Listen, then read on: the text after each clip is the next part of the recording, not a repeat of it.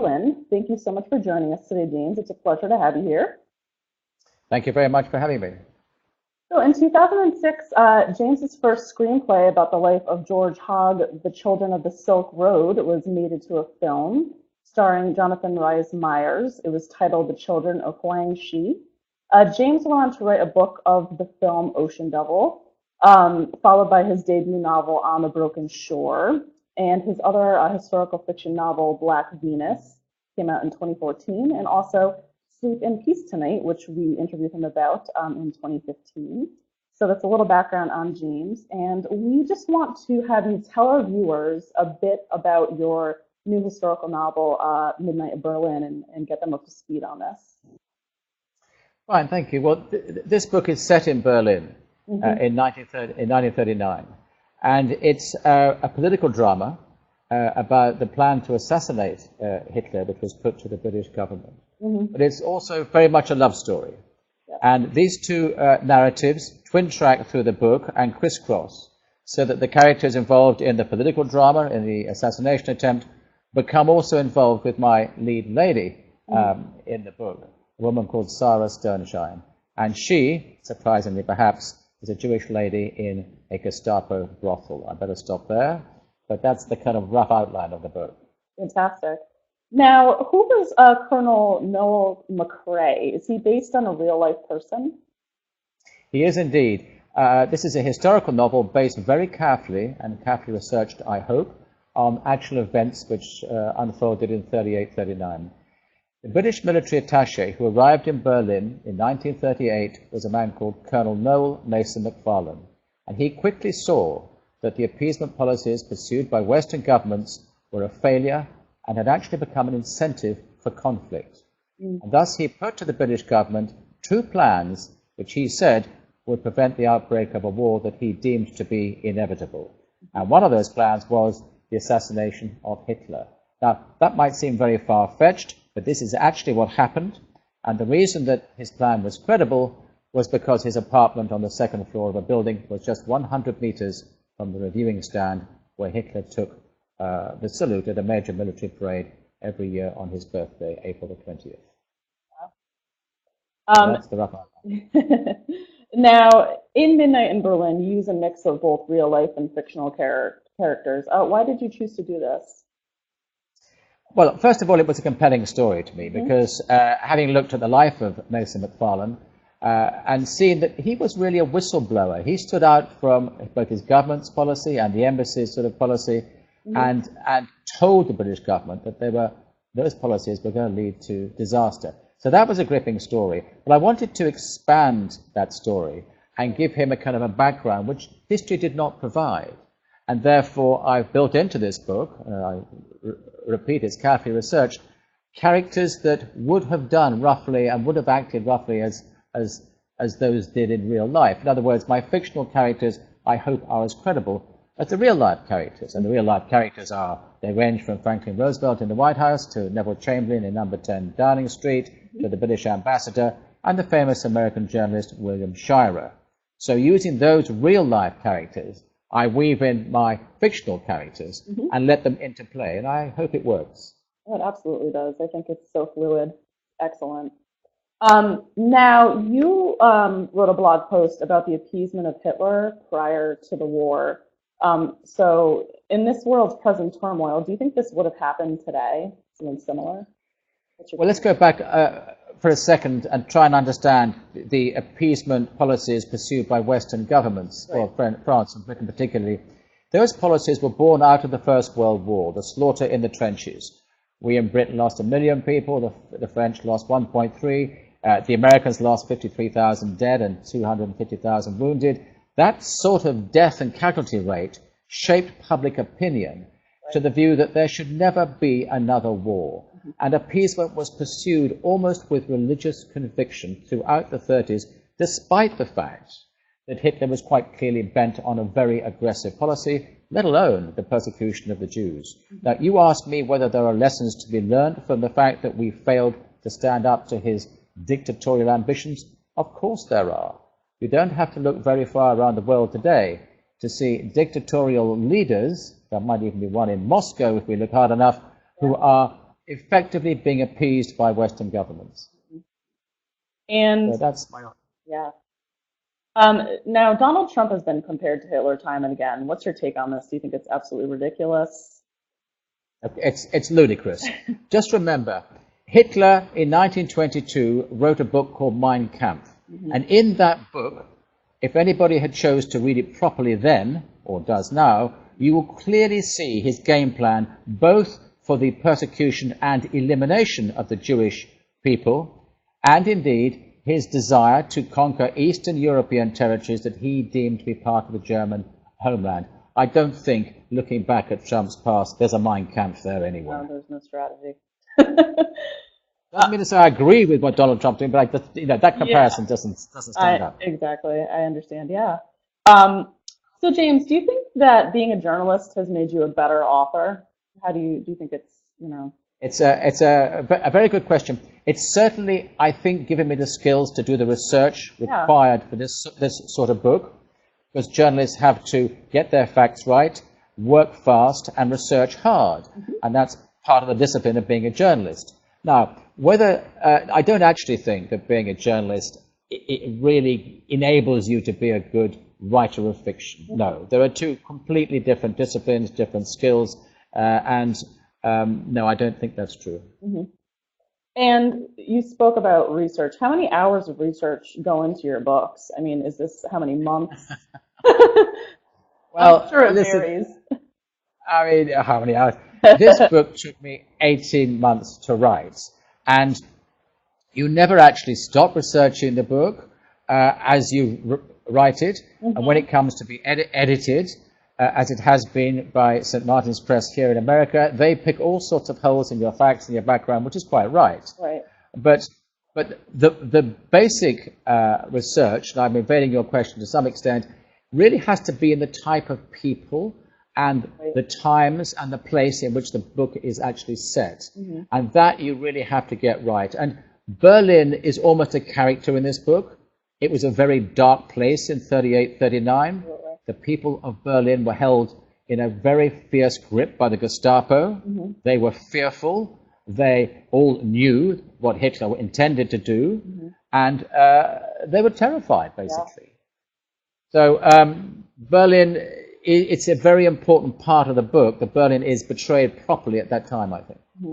And you did mention that, along the way, you're always finding out new facts from history in your research. When do you realize it's it must be hard to know when it's time that the book is done and you can't add any more, and even though you could, how do you know that it's time to stop and send your draft in?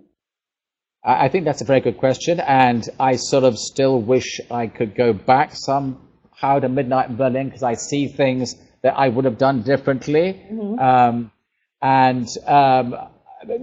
you have to let a book go and get on to the next one, and that's what you do. That's it, I'm afraid. You have to say goodbye, don't we, all in life, sometimes. Learn to let it go, right? Any surprising facts that you uncovered during your research that you were really just, Well, two or three things. One, I was amazed that the Gestapo actually did run a very upmarket brothel in a discreet Berlin suburb, and they designed this brothel to look like an upscale restaurant. Wow. And it had very good food and wine, and that gave me the opportunity to place a character in that salon, and use that as a backdrop. It was also, I thought, quite important for me to show how deviously satanic the Gestapo was in its methodology, in its determination to destroy its enemies, because that's what the brothel was used to do. It was wired for sound and film, and it was used to incriminate those caught in its web. So that was one thing that surprised me. Now, you've written both contemporary and historical fiction. Is there one over the other you prefer to write? You enjoy both? Well, this Midnight in Berlin is a second book set around the World War II period, and I've got one more of that genre coming up. You're right to allude to my first novel, which was set in Cape Cod largely, and about seals and whales and maritime all that stuff. Lovely. So I actually enjoyed that more, because when you give free rein to your imagination, you're in your own space and you're not sort of disciplined and conditioned by boring old facts. So yeah, but I mean, I like both genres. Yeah, absolutely. Now, I mentioned before that you wrote a screenplay based on the real George Hogg, an English adventurer. Do you think there's more screenplays in your future? Well, actually, very good point. Yes, I absolutely do, although my intention after my next book is to begin to write stage plays in London. Oh, fantastic. Theatre in London, as in New York, I may say, is absolutely booming. And in the small theatres off West End, you hear it say off Broadway, they're really attracting regular audiences for very good work. Right. And so we have small pubs around the suburbs of London which are putting on plays in their big public rooms once or twice a week. It's great. So I intend to try and get into that side of it. Wonderful. Now, in your spare time when you're not researching, writing, editing, what do you like to read? My big rediscovery, if you like, is James Salter, who I think is an absolute master novelist. And it's amazing to me that his greatest work, which is called A Sport and a Pastime, was published in 1967. And if you read it today, you're going to read somebody who's, well, A, it's an erotic masterpiece, let me make that absolutely clear, which puts similar books today completely in the shade. Two, as a prose stylist, he's up there with Hemingway, with Chandler, and with P.G. Wodehouse. In fact, I think those three are the three greatest stylists that I've read in my kind of reading lifetime. So I'm reading all his works at the moment, but just to give your viewers, if you want to relax at night and you're feeling sleepy but don't feel you can quite make it, read Charles Dickens's journalism. It's absolutely wonderful. You can dip in and out of it. It's available on paperbacks. It's an amazing read. Wonderful. So those are my choices. That's great. Now, what's your favorite love story of all time? Because this is, a love story as well. That's a hard one. I promise I won't say Romeo and Juliet.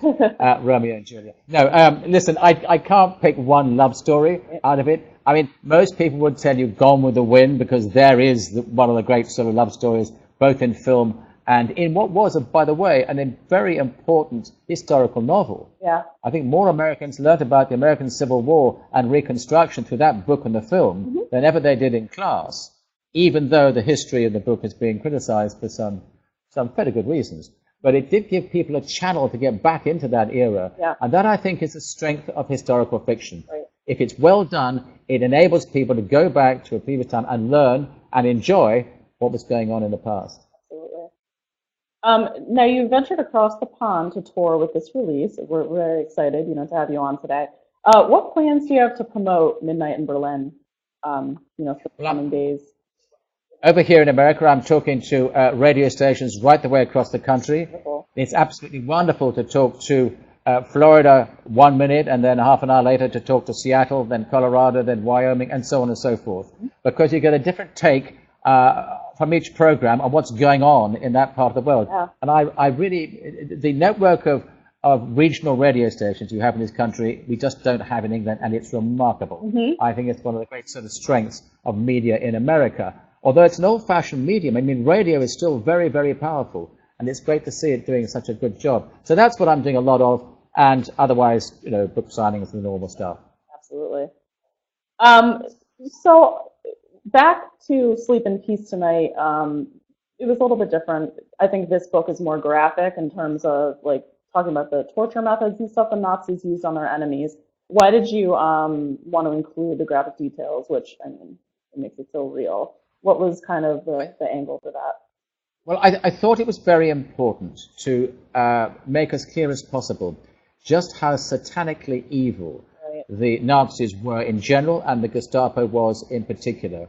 I didn't put details of torture in gratuitously, and I hope I haven't put too many of those in, but I did think it was important to show that the Gestapo, you see, was the engine of the Nazi state. Without the Gestapo, Hitler would not have retained power. Right.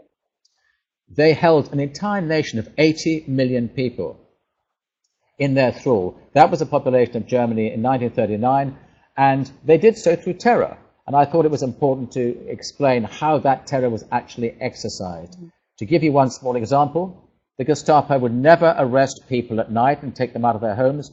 They always did so in broad daylight in order to get the message out Yeah. to neighbors and those watching it. That's what they wanted to do, terrorize people. Yep. And they did. All very calculated. Can you explain Case Green and why this territory was so important to Hitler?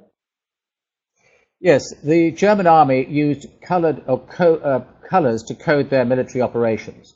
Thus, Case White was the code name for the invasion of Russia. Case Yellow was the code name for the invasion of the Low Countries in France. And Case Green was the code name for the invasion of Czechoslovakia. And when it became apparent to the British government that this is what Hitler intended to do on October the 1st, 1938, Neville Chamberlain went to Munich to strike one of the most shameful diplomatic deals in history. Because what that deal did was strip the Czechs of their frontier fortifications, give Germany a border region which contained German speakers for sure, but actually which contained the only means that the Czechs had of preventing an invasion. Thus, Hitler was given the green light to occupy the country, which he did a few months later. That was Case Green. That's fascinating. Can you talk a little bit about William and what his influence on World War II was? You feature a lot of noteworthy newsmen in your novels, so I just wanted to talk a little bit more about him. William Shirer. William Shirer was one of Ed Murrow's boys, he was called, and he was the lead journalist in a team of radio journalists that Murrow put together for CBS. And from 1936 onwards, Shirer was the main man to... you've gone dark. Can you still see me? I can, yeah. It might be your screensaver. Yeah. Okay, right. Shirer's radio broadcast kept the American public in touch with exactly what was going on from 1936 onwards in Germany. He went to all the big parades. He went to all Hitler's speeches. He interviewed the top Nazis, Goebbels, Goering, not Hitler himself, though, and was given pretty privileged access, because, of course, America was not deemed to be the enemy, and not until, anyway, the declaration of war in December 1941. So it was very important that he and the other radio journalists did that to alert the British public, the American public. He was an amazing man, one of the great journalists of all time, in my view. Sadly, although he and Ed Murrow were great friends at the time, they fell out after the war. But that's another story altogether, I think. This is your second novel about World War II. What do you find so fascinating about this period and, you know, this time in Europe? What always draws you back? I think the most amazing thing about World War II is how it holds the attention across generations. My children, who are in their 20s, are as interested in World War II as I was when I was a young man, and am now. And I think the reason for that is, one, it was a great sort of moral crusade, good against evil, in which good triumphed. And two, we have to recognize that we are fascinated by evil. Hitler was a fascinating figure, and he remains so. One may not think this is a good thing, but because people can't quite understand how a civilized, cultured nation, the nation of Beethoven and Wagner and Goethe, could have fallen into this gang of gangsters who, you know, perpetrated such atrocities. And how did that happen? And I think that is what interests people, and we're still searching for the answer. It's a very good question. This is not going to be a short answer from you, but why do you think that did happen? What's your biggest, theory about why that, they fell into that? Well, there was a conjunction of streams of history, if you like. There was no question that the Versailles Treaty was unfair to a new German generation. It was highly punitive, and I think Hitler built a real following on that. Secondly, it's hard for us to understand this now, but anti-Semitism was a global plague, if you like, at the time, as prevalent here in America as in England and France, and Hitler really played on that. Thirdly, of course, we had the Great Depression, and that depression plunged the German nation into poverty and despair and created exactly the same the circumstances in which a demagogic character like Hitler could rise. Once he got there, and this is the final reason, he proved to be utterly ruthless and surrounded himself with men who were highly skilled in the art of terror and blackmail. And there's no taking away from it. The Nazis were extremely efficient in the way they captured that country and opened the first concentration camps at Dachau and Sachsenhausen in 1934. You know, everything they did was aimed at suppression of dissent, and they achieved it. Terrifying. I hope that answered your question to some extent. Yeah, no, that was wonderful. Now, Midnight in Berlin received a great review from Kirkus. They suggested that this novel would be perfect for a sequel. Are you planning to write one? I'm not writing a sequel to this particular novel. I am writing a third in what might loosely be called a trilogy of books around World War II. Wonderful. But like most authors, I'm paranoid about discussing that, right, for fear that somebody like you might steal the story. No, never. Are there any other writing projects other than the trilogy that you have planned for the future? You don't have to tell us too many details, but anything else that you're kind of thinking about? Well, I want to go back to doing one pure fiction novel, not historical. And then, as I say, I'm going to write stage plays if I can. I mean, you know, this is not something that's easy to do. Right, no. Absolutely. We have a couple questions from the audience. We have something from Kate. She says, is there any difference, obviously there's got to be, marketing your books here versus in the UK? So do you see any big differences between the way that they're sold, marketed? Well, let me make one quick point to that. The best way to market a book is word of mouth. Yes. And I had lunch today in a fashionable New York club, the Lotus Club, and we gave away books to those who attended our lunch. If you can do that, if you can get a ripple of interest going. So what an author has to do is exactly the same either side of the Atlantic. It's just to put himself out there as much as possible, talk to as many people on radio, or as I'm doing to you now, and just hope that when people read the book, they feel like recommending it. That's all you can do. It's the same in both territories. That's right. What's the best piece of advice that you've ever gotten in regards to writing or working in the journalism field? Is there anything that's really stuck? Yes, I'm glad you asked me that question. The young Ernest Hemingway was in Paris in 1922. He had big friends and mentors in Gertrude Stein, the famous novelist, and James Joyce. And he sent his early short stories, his first batch, to Gertrude Stein and asked for her advice. And after 3 weeks, he got the advice. It was very short. It was, start over again and concentrate. I love that. And there is no better advice for a young writer or an old writer. You can always make your words better by revising and revising and revising. That is the best advice you can get. Absolutely. Gertrude Stein is a smart lady. Yes. Beth has a quick question about your covers. She says, I love the covers of your books, James. Do you have any say in how they come out, or is that totally left to your graphic designers? No, I'm extremely lucky because St. Martin's Press here in New York are my publisher, and they have graphic designers who create these wonderful covers. And I may say my English publisher, Duckworth, uses exactly the same covers on the basis that they can never be bettered. Yeah. So I'm very lucky in that respect. I wish I knew the name of the design of this particular cover because I would mention it now, but I don't. Yeah, they're lovely. Dustin has a question. Do you have any funny writing stories about your process, or any quirks that kind of popped up when you're trying to get a book finished on deadline? Anything that's happened to you during the process? Well, yes, listen, like every other writer in history, I think, there are times when you simply stand up, scream at the screen, and go and open a very nice bottle of wine. Yes. And you drink all of it. That happens to every writer. And you just have to wait for a day to get back into the chair. So that's kind of the same sort of story I think every writer would recognize. Absolutely. Going back. In other words, red wine helps. Red wine is amazing, my favorite.